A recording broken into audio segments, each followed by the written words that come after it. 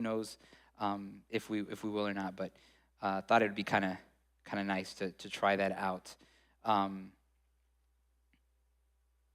Okay, so let me load up our class for today. Before we start, be praying for me, guys. My wife is in training in Houston all this week. She'll be back on the weekend, and then she goes all next week. So I have been, trying to manage it all with the two little ones, and it has been, I think, wow, my wife really does do a lot. And I look at the house, and I'm like, oh, my goodness. So I got to go clean tonight, go finish a paper that I got to finish up for one of my classes, and then... then the kids, I didn't know this. Again, I don't keep up with the schedule that well. I didn't know that, the kids have off on Friday for, this is Battle of the Flowers. Yeah, for the parade. And so I found out today, the kids aren't in school. And I'm like, oh my goodness. Okay, so we're gonna figure that one out as well. I then had some car issues today as well, overheating, and so it's been an adventure. Saying all that to say, have some grace and mercy on me tonight. The lesson might not be as deep as other weeks. So kind of in the midst of everything, kind of studying and pulling out some of those things. So just be praying for the Rodriguez family. So I'm telling my wife, I hope you enjoy being at the training. All right, take advantage of it, because when you get back, they're all yours, at least for 48 hours. No, I'm just kidding. But she's having a good time, and it's actually worked out because there's the Spanish Women's Conference is this Saturday, and so it's allowed for her to kind of sit down and review her lesson even more and spend some time with the Lord. So that's been exciting that she's been able to do that. So. Let me go ahead and pray, and then we will get into the blessing and the mess. We're going to get into some family drama today. Dear Heavenly Father, we love you. Be with us tonight. Open up our hearts and our minds to understand your word, to believe what your word says, live out that word in our lives. And so I pray your Holy Spirit would help us, would give us strength, would give us understanding, and clarity of mind as we study tonight. We pray these things in Jesus' wonderful name. Amen and amen. So let me kind of set up where we're at. We're going to be Genesis chapter 27. And we're going to go through the whole chapter today. We're going to read through it and kind of break down. Very similar to what we did last week. The only kind of difference is I'm going to give you guys a little introduction to this narrative, this story. Then I want to spend a little bit of time talking about blessing in its cultural setting. So we're going to really get into what was the understanding of the blessing, because that's going to be a big part of this story is Isaac giving Jacob a blessing that he got tricked into thinking that it was Esau. And so hopefully you guys got to read chapter 27. We're gonna go through that. If you're watching us online, if you have anybody online, you can say hello in the chat there. Let us know that you're tuned in, and hopefully this lesson will be a blessing to you guys. So here's the deal. The theme for tonight really is God's promises move through broken families. So, how many of you guys have broken families, have just dysfunctional, it doesn't have to be big, but you have imperfect, let's use that word, imperfect families. Anybody here have imperfect families? Okay, yeah. I mean, all of us should, and if you don't have an imperfect family, you might be the imperfect one in the family, right? Because you haven't seen the imperfection. None of us have perfect families, but God can use the brokenness, and that's going to be one of the really big themes in today. So God's grace works with power through people who are not perfect. That is a reoccurring theme that we've seen and we will continue to see in Genesis and Exodus and all throughout the Old Testament until we get to Jesus, who is the perfect one, right? So here's the honest truth, a couple of things that we're going to notice. This is real, man. This is real life. We're going to step into one of the most honest parts of the Bible, a story that is not clean, it's not put together. It is filled with conflict. It's filled with all kinds of trickery. There's lying that we're going to see in this part of the story.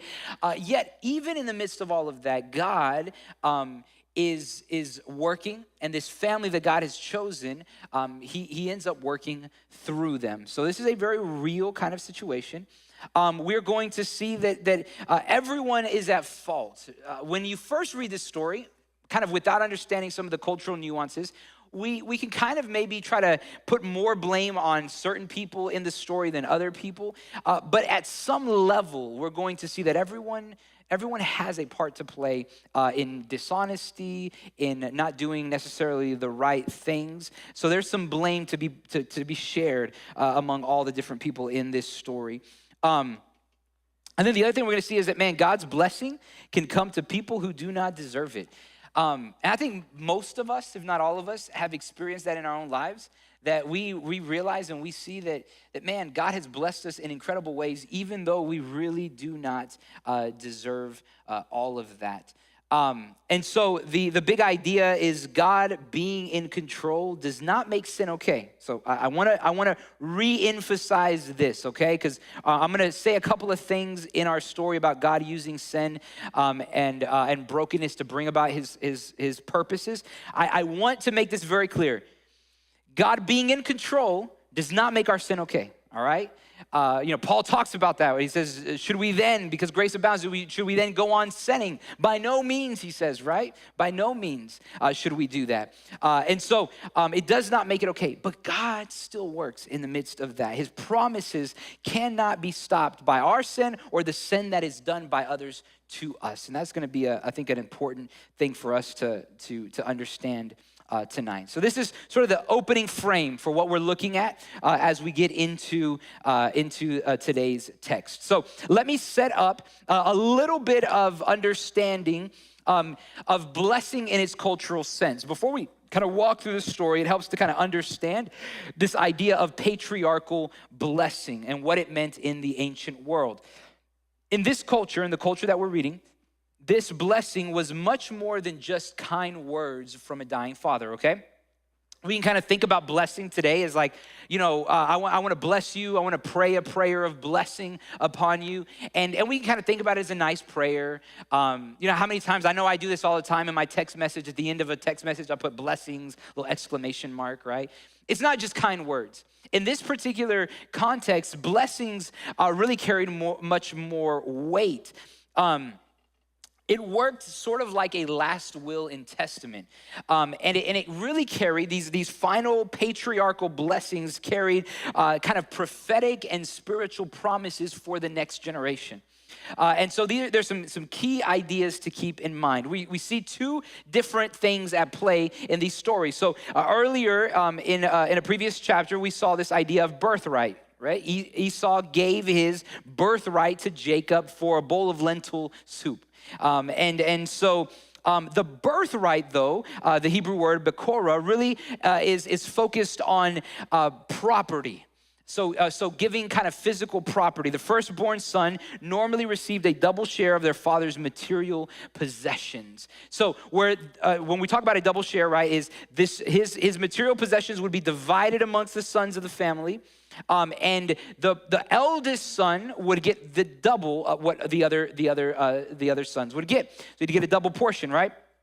So this was birthright, and we've already seen that Esau has given his birthright over to Jacob. But then there's a difference in blessing, Barakah. And this idea of blessing is about the future destiny of the son and passing down a spiritual and covenantal promise in that family line. So we're not just talking about property in the birthrights, but while we're talking about this blessing, what have we seen passed down? So Abraham had received this message from God, this blessing about becoming this nation, this promise of a land. This is now passed down to Isaac, and Isaac is going to pass that down to, as we're going to see, Jacob. All right, Jacob, where that wasn't his original intent, but we're going to see that that's going to happen. And this is why blessing mattered even more. And we see that it mattered a lot by what? By Esau's. If you read the story, you may remember that Esau yells out or lets out a loud yell, a cry, when he hears that he no longer has that blessing. Why was it such a big deal? Well, it was a big deal because of this, because it was passing on that spiritual and covenant promise down to that next generation. So Um, a couple of things as well with this particular type of blessing. It could not be undone. So there's a power of spoken words during that time. There was not a contractual agreement, in writing. These were spoken words of blessing over this. And that was not just a nice wish. It was a hard, real, lasting covenant contract. And it was, like I said, a prophetic act, a sworn oath that shaped life, death, and the destiny of nations. I mean, this was a big deal. I want us to really understand that. It's not just like, hey, I'm going to pray for you and give you some nice words. This was like entering into a binding oath. And so there was some power in what was said in those moments. And then the other part is once it was said, it was never undone. You could not take it back, right? It was no way, the take backs or any of those kinds of things. It was, again, considered a sworn oath, could not be canceled. Even if it had been obtained by lies. Even if someone had deceived the other person, it was that serious of an oath. And this is why Isaac shakes violently. We see that. He shakes violently whenever he finds out that this has happened. And there was no way to take that back. And we're going to see also the fact that he had nothing left over to give to Esau. And it was a sacred ceremony. So we saw that he asked for a meal because eating and drinking were part of those religious ceremonies. We saw that previously in the previous chapter, that before they took that oath, what happened? There was a banquet, there was a feast. Before he made this oath with Abimelech, they ate this meal. And so these are things that would happen. There would be a meal there, and then there would be this blessing that would happen. And so the blessing was a serious event, and they would come together, they would do this, and as we're going to see in this, God actually uses this deception to kind of carry about his purpose, even though it was not done in the correct way. So this gives us a little bit of cultural context. These kinds of blessings were not uncommon during this kind of era in the ancient Near East. There are three components. I don't remember if this is on this slide, but there are three components to the blessing. And in these blessings, you're going to see that the first part is going to be agricultural wealth. So this is a common thing in these Near Eastern blessings is going to be this agricultural wealth. Then you're also going to see the idea of like political power. So part of the blessing is that they are able to become a strong nation, have power over others, that brothers bow down in service. And then you're gonna see the idea of personal protection as well. So this is the cursing, those who curse you, bless those who bless you. So ancient Near Eastern blessings usually had those three components to them. So I want you to notice that as we read the blessing in just a little bit, that you'll kind of pick out those things. Oh yeah, that was the next slide, sorry. So agricultural wealth, political power, and personal protection are parts of that blessing. Okay, so let's go ahead and read the story. Let's get into it. We're gonna break it down by section. We're gonna read the first 4 verses. This is Isaac's appetite, verses 1 through 4. So let's get into it. One day, when Isaac was old and turning blind, he called for Esau, his older son, and said, "My son." "Yes, father," Esau replied. "I am an old man," Isaac said, "and I don't know when I may die. Take your bow and a quiver full of arrows and go out into the open country to hunt some wild game for me. Prepare my favorite dish and bring it here for me to eat. Then I will pronounce the blessing that belongs to you, my firstborn son, before I die." So, a couple of things. We saw this previously, this divine oracle, this message from God, where before the twins were ever even born, God gives this very clear message to Rebekah that the older will serve the younger. You guys remember that, right? So the older will serve the younger. This is in God's plan. God has said this. We could call it a divine decree, right? And this went against the normal customs. This was not how it usually happened, but this is how God is going to bring about his purpose, his blessing. And so Jacob is the one, not Esau, who is going to carry that blessing forward. Isaac is old. You know, we see that in this story. He can barely see. He's almost blind. But man, he has a love for some good food. Some of us can identify with that, right? He says, man, let's have us a meal. Let's do this, and then I'm going to give you this blessing. Now, what he tries to do, and this is important, is he tries to secretly bless Esau. I forgot to mention this. It was in my notes, and I skipped that part. In these Near Eastern blessings, the way that they would oftentimes be done would be that they would take, the father would come, and they would bring, you know, usually he was weak and old, and, you know, he might be on his deathbed, or they would bring all of the family would gather, the sons would come, and what the father would do is then he would bless each one of the sons with the best blessing, or the major blessing would be done on that oldest son. But all of the sons would be there, and a lot of ancient Near Eastern scholars say, you know, there was different reasons for this, but one of those was that everyone would be able to witness this blessing and what happened there. Notice what Isaac does here. He does not gather the family. He does not gather everybody to be witnesses of this. He speaks directly to Esau, and he tells him this, I want you to come, and we're going to do this. Now, the other part is that there would be blessings that would be given to the other sons as well. It wasn't just everything went to one son. What do we find out later on in the story is he has nothing left to give to Esau. Why? Because he's given everything to Jacob in that moment, all of the blessing. And so this speaks to some of the things that if we're not understanding sort of the cultural context, we don't realize that Isaac is being rebellious in this moment. He's secretly wanting to bless Esau. And in fact, we see, and most biblical scholars agree, that there is some favoritism that's happening here.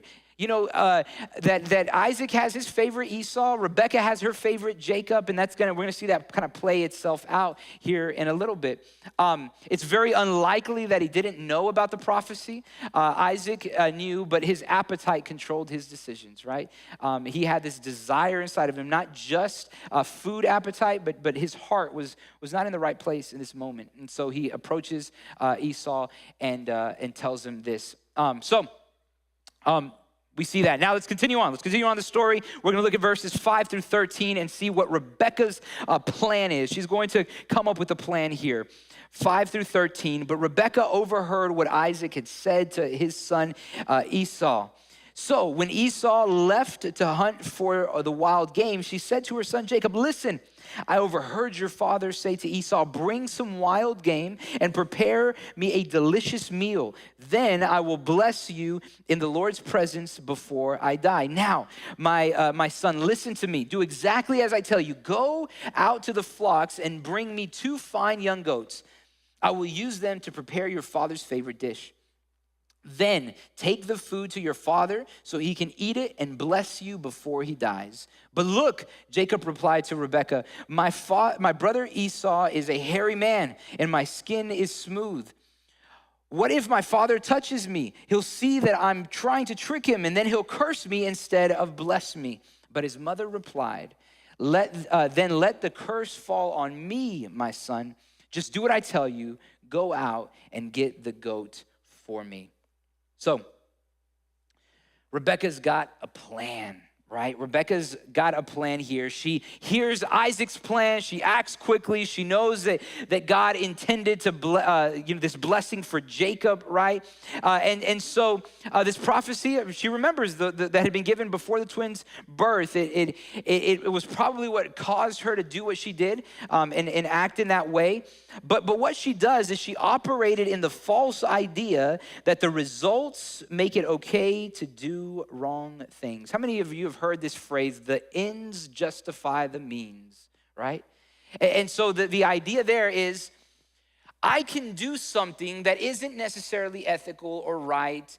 It might even be sinful, but the result of that is going to be okay. Therefore, it's the ends, the what I'm going to do, the wrong thing I'm going to do, actually is not that bad of a deal.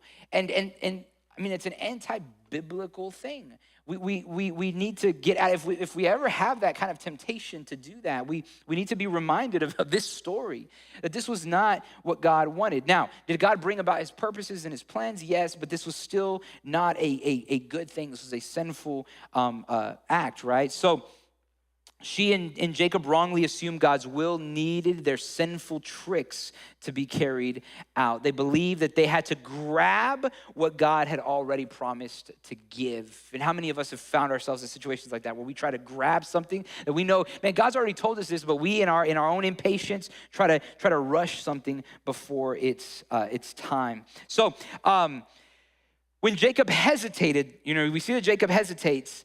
It's not out of like some moral, like, oh, he's trying to do the right thing. What's the reason that he hesitates? He says, what if I get caught?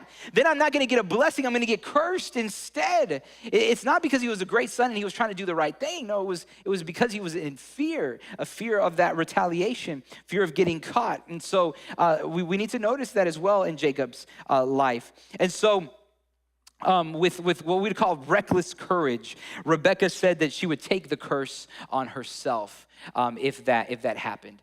And so, I mean, it seems like, wow, she's a really strong mother. Look how brave she is. That's reckless, and she's in the wrong, but she's trying to kind of put this plan into action. So. There is Rebekah's plan. Now let's see how it works out. Let's see what ends up happening in verses 14 through 29. How does this play out? So Jacob went out and got the young goats for his mother. Rebekah took them and prepared a delicious meal, just the way Isaac liked it. Then she took Esau's favorite clothes, which were in the house, and gave them to her younger son, Jacob. She covered his arms and the smooth part of his neck with the skin of the young goats. Then she gave Jacob the delicious meal, including freshly baked bread. So Jacob took the food to his father. My father, he said. Yes, my son, Isaac answered. Are you Esau or Jacob? I remember reading this when I was a kid and thinking like, how did he not know? But anyways, and so Jacob replied, it's Esau, your firstborn son. I've done as you told me. Here is the wild game. Now sit up and eat so you can give me your blessing. Isaac asked, how did you find it so quickly, my son? The Lord your God put it in my path, Jacob replied. Then Isaac said to Jacob, come closer so I can touch you and make sure that you really are Esau. So Jacob went closer to his father and Isaac touched him. The voice is Jacob's, but the hands are Esau's, Isaac said. But he did not recognize Jacob because Jacob's hands felt hairy, just like Esau's. So Isaac prepared to bless Jacob. But are you really my son Esau, he asked. Yes, I am, Jacob replied. Then Isaac said, now my son, bring me the wild game. Let me eat, and then I will give you my blessing. So Jacob took the food to his father, and Isaac ate it. He also drank the wine that Jacob served him. Then Isaac said to Jacob, please come a little closer and kiss me, my son. So Jacob went over and kissed him. And when Isaac caught the smell of his clothes, he was finally convinced, and he blessed his son. He said, the smell of my son is like the smell of the outdoors, which the Lord has blessed. And then here's the blessing. From the dew of heaven and the riches of the earth, may God always give you abundant harvest of grain and bountiful new wine. So we see the agricultural blessing there. May many nations become your servants, and may they bow down to you. May you be the master over your brothers, and may your mother's sons bow down to you. We see the political blessing there. And then all who curse you will be cursed, and all who bless you will be blessed. And so there we see the blessing of protection.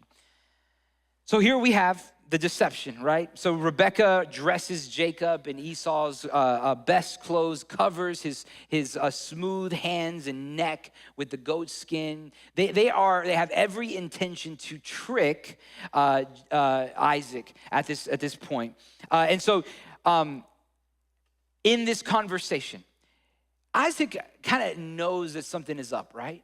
He's like, well, man, you sound just like Jacob. What's going on? So they've got this plan to try to trick him. He couldn't change his voice, but he could change his appearance. He could change these different things. And so what Jacob ends up doing here is he lies to his father 3 times, doesn't he? 3 times he tells him an outright lie. One of those times, I want you to notice the worst. He says, how did you get the game so quickly? He says, the Lord. So what we're using here, that personal name, right? For God, Yahweh. The Lord your God gave me success.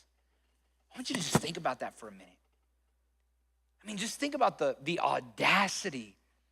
He didn't say Elohim, God, right? Or El. He used God's personal name here. Yahweh, your God. The one who, man, you have been worshiping. The one who has given you all of this abundance, who's made you a rich man, who's blessed you. Man, that God gave me success. That's a huge lie, a big, big lie. So it shows you just kind of the audacity and the dysfunction there in that. So there's the deception and then the blessing that's given, right? So Isaac uses whatever remaining senses he's got, the hearing, the touch, the smell, the taste, all of it. And he's completely fooled. He's completely tricked. I mean, he's touching his son. He's smelling his son. I love that when it says, what does it say in that verse right before right before he gives him the blessing? He says, the smell of my son is like the smell of the outdoors. I think about my little son when he goes and plays outside and then he comes in and I'm like, dude, you smell like outside, man. You stink. But for Isaac, I mean, it was a beautiful smell, the stench of the outdoors, which the Lord has blessed. And so he's hearing, he's touching, smelling, tasting, but he's completely fooled. He's completely tricked. He's deceived in that moment. Do you notice everybody in this story, in some way, man, they have some guilt. They carry some of this in this particular story. And so he gives Jacob a blessing like we mentioned earlier that could not be taken back. He blesses him with rich land. He blesses him with political power over other nations. He blesses him with God's protection. And so there we have the blessing. Now let's see how it plays out. What is the reply that we're going to see here? The discovery and the pain, verses 30 and 40 through 40. As soon as Isaac had finished blessing Jacob, and almost before Jacob had left his father, Esau returned from his hunt. Esau prepared a delicious meal and brought it to his father. Then he said, "Sit up, my father, and eat my wild game so you can give me your blessing." But Isaac asked him, "Who are you?" Esau replied, "It's your son, your firstborn son, Esau." Isaac began to tremble uncontrollably. Have you ever been so mad that you've just shaken in your anger? You just trembled uncontrollably? I've been that mad before. And he said, "Then who just served me wild game? I have already eaten it, and I blessed him just before you came. And yes, that blessing must stand." When Esau heard his father's words, he let out a loud and bitter cry. "Oh, my father, what about me? Bless me too," he begged. But Isaac said, "Your brother was here, and he tricked me. He has taken away your blessing." Esau exclaimed, "No wonder his name is Jacob, for now he has cheated me twice." That's kind of interesting because he gave away his birthright kind of on his own there. But first he took my rights as the firstborn. Now he has stolen my blessing. Oh, haven't you saved me even one blessing for me? Isaac said to Esau, "I have made Jacob your master and have declared that all his brothers will be his servants. I have guaranteed him an abundance of grain and wine. What is left for me to give you, my son?" Esau pleaded, "But do you have only one blessing, O father? Bless me too." Then Esau broke down and wept. Finally, his father Isaac said to him, And many theologians, scholars would call this an anti-blessing. He says, you will live away from the riches of the earth and away from the dew of the heaven above. You will live by your sword and you will serve your brother. But when you decide to break free, you shall shake his yoke from your neck. So there's just a glimmer of hope there at the very end. But most of that doesn't sound like blessing, right? It's like I said, what scholars call an anti-blessing. We're going to see how that plays out in the chapters to come. But here we see just the pain and that he's feeling, the sorrow that he's feeling in this. He shakes very hard. This is more than just surprise or shock. There is emotion behind it. There's grievance. There is anger. There's probably some fear, knowing that, man, this is a blessing that cannot be undone. But he also realizes God has corrected his favoritism, where he was trying to give all of the blessing to Esau and none for Jacob. He was trying to make sure, man, I know God said this, but I'm going to make sure that Jacob actually becomes the servant of Esau, whereas God had said that Esau was going to be the servant of Jacob. And God steps in and corrects that favoritism. The blessing cannot be changed. The prophecy there of the older serving the younger is made official. And then Esau cries out. He cries out this loud, bitter cries, begging for blessing. And so there's that reverse blessing, or what, like I said, some scholars call an anti-blessing of hardship and service. And then a small little glimmer of freedom there at the very end. So let's end the chapter and see kind of what happens. Esau's anger and Jacob's escape. Starting there in verse 41. From that time on, Esau hated Jacob because their father had given Jacob the blessing. And Esau began to scheme, I will soon be mourning my father's death. Then I will kill my brother Jacob. But Rebekah heard about Esau's plans, so she sent for Jacob and told him, listen, Esau is consoling himself by plotting to kill you. So listen carefully, my son. Get ready and flee to my brother Laban in Haran. Stay there with him until your brother cools off. When he calms down and forgets what you have done to him, I will send for you to come back. Why should I lose both of you in one day? Then Rebekah said to Isaac, I'm sick and tired of these local Hittite women. I would rather die than see Jacob marry one of them. So Esau holds a deep grudge, right? He's got a plan to kill Jacob after his dad dies. Where have we seen this happen before in the book of Genesis? Cain and Abel, right? So if you guys remember back when we studied Cain and Abel, we see this, we called it fratricide. It's the murder of a brother. And so here we're seeing that happen and play out, that he's got this grudge to the point where he's plotting to kill Jacob. And so Rebekah hears this. She says, look, I'm gonna devise a plan. I mean, Rebekah loves her plans, okay? So she's got a plan. And what is her plan to do? She uses Esau's earlier marriage to the Hittite woman, and we saw that at the end of the last chapter. We saw that it grieved her and Isaac. They brought all kinds of grief, these wives of Esau. And so she uses that as an excuse. Man, if there's a lesson to learn here, is that we see she could have easily gone to Isaac and said, you know what? Let's send Isaac over there. Esau wants to kill his brother. Let's just do this, right? Now, it probably would have been a tough situation, a tough conversation. I'm sure Isaac is not happy. He might have even said, well, let him do something. Look, he tricked me. He deceived me. But at least being honest and having that honest conversation would have been something that would have probably been a lot better. But yet she still tries to kind of manipulate the situation. And so she uses this marriage of Esau and what has happened and tries to convince Isaac to send Jacob to her brother in Haran, right? And we'll see it when we pick up chapter 28 next week. We'll see kind of how that all plays out and the continuation of that part of the story. But we see this anger and we see this fleeing that Jacob is going to do as he escapes out of that area. So what do we learn? What do we learn? In the last kind of 15 minutes, then I'm going to end with a little personal story that some of you may have heard, some of you haven't heard, but I'm going to give you a little testimony and tie it into some of the application that we're talking about here. So what do we learn? A couple of things here. The first thing is that family problems are real. I think you guys know this, have experienced this, maybe, that, man, there are things that happen in our lives, and they are real issues, real problems, and, man, favoritism and trickery or lying oftentimes are two of the things that really impact families.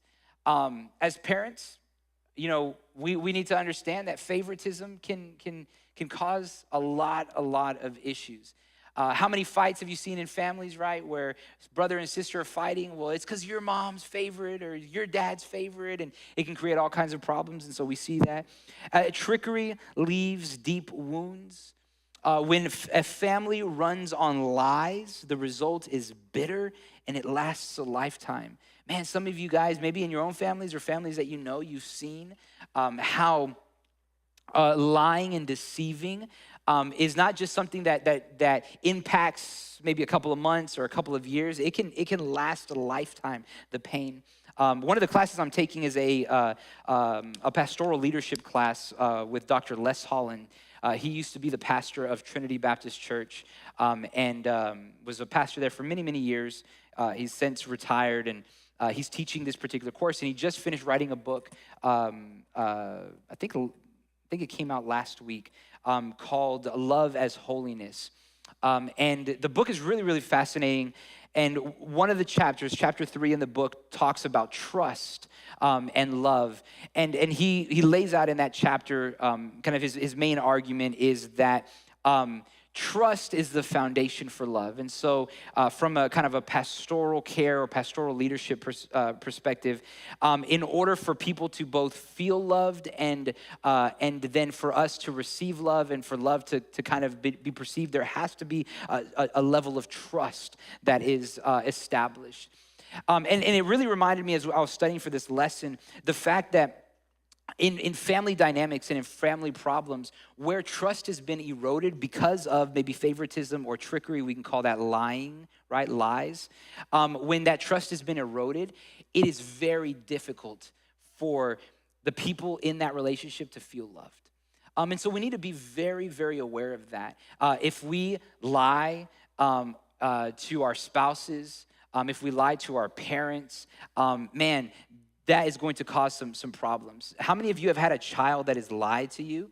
And oftentimes, it's not even so much the lie that hurts us, it's the fact that they lied, right? It's like, man, if you had just told me the truth, if you had just been honest with me, what hurts me the most is that you deceived me, you intentionally deceived me and lied to me. So family problems are very real. So we learn that in this. And I think it kind of lets us know that, man, we're kind of in good company. If we have some family dynamics that are really messed up, we can say, hey, well, there's a lot of people in the Bible that have gone through some really messed up things as well. So and that leads us to number 2 is the danger of grabbing. We try to grab things outside of God's timing. We don't trust God's timing. And we see that in Jacob and Rebekah, right? They thought that God would approve of bad methods to carry out his will. And even though they acted in a very clever way, they broke several commandments, right? Now we know that the 10 Commandments hadn't been given yet, but we understand that these ethical principles they transcend everything. And so they dishonored parents, they lied, they wanted what was not there, or they coveted. And so there's a danger of grabbing things before it's time. And we need to be very careful of that in our own lives, where we try to force outcomes. And we've talked about this. This isn't the first time this has come up in the stories, but we try to oftentimes force outcomes before their time. But here's the hope, right? Here's the beauty, is the promise keeps moving forward. The promise keeps moving forward. Human sin cannot stop God's final plans. And this is a wrestle. There's a tension here, because oftentimes we realize that there are blessings that we miss out on because there's consequences to our action. But God's ultimate plans right, cannot be thwarted. And there's different ways theologians have tried to argue this and try to describe this. John Piper, I know, has a thing that he's written out on the double will of God, which kind of comes from more of the Reformed background. There's lots of different theologians that have talked about different ways of trying to understand sort of the will of God and how he brings about these things. And I won't get into the weeds about all of that, but I did have I got a phone call today from a buddy of mine who was just kind of asking some questions around that and saying, well, he was reading a book on grace, and the author was talking about, God allowing things to happen. And then in that allowing he causes for good things to come out of that situation. And so the discussion was around what is causation. So we had he was asking me, my theological perspective on causation, God causing certain things. And so we had a good conversation on that. Ultimately, where we kind of landed was I said, look, there are things that are allowed by God, right? We see that in the story of Lot. There are things that are allowed, and the causation there is God bringing about what has been allowed to then complete his purpose, right? And so how do we see that? And so one of the things I want to emphasize here is when we talk about human sin, there is sin that we commit, and then there is sin that is done to us. And so the example that the buddy of mine had given me, and the reason I think that this came out was he was asking specifically around abuse, rape, those kinds of things. And that's a very sensitive topic, right? From a pastoral perspective, that's a very difficult topic to kind of address and talk about when someone is going through these difficult situations. Because there is sin that we cause, and then there is sin that is caused to us. God, in his redemptive plan, can bring about beauty from even some of the deepest and darkest things. Now, I want to make a very clear pastoral note here, because some of you guys are leaders, maybe you work in ministry, you do different things. The moment to communicate that is not when someone is going through a situation. And I've heard and I've seen, man, when someone has a child that dies, or someone has gone through abuse, or is in the midst of divorce, and then well-meaning, well-intentioned believers will say something like, well, God works, all things together for his good, and man, he could take this and really turn it around. I've heard it said, and from a pastoral perspective, and we talked about this when we did that prayer that night, there are moments where all we need to do is just simply sit with someone and weep with them. And there will come a time, there will come a moment where we can encourage someone with maybe a phrase like that, but oftentimes in the midst of that pain in that moment, that's not what that person needs to hear. That's actually going to cause more harm than healing. And unfortunately, I've seen it. I mean, in like something just tragic just happened, and a believer just wanting to find some sort of encouragement will say something, and it can cause some pain.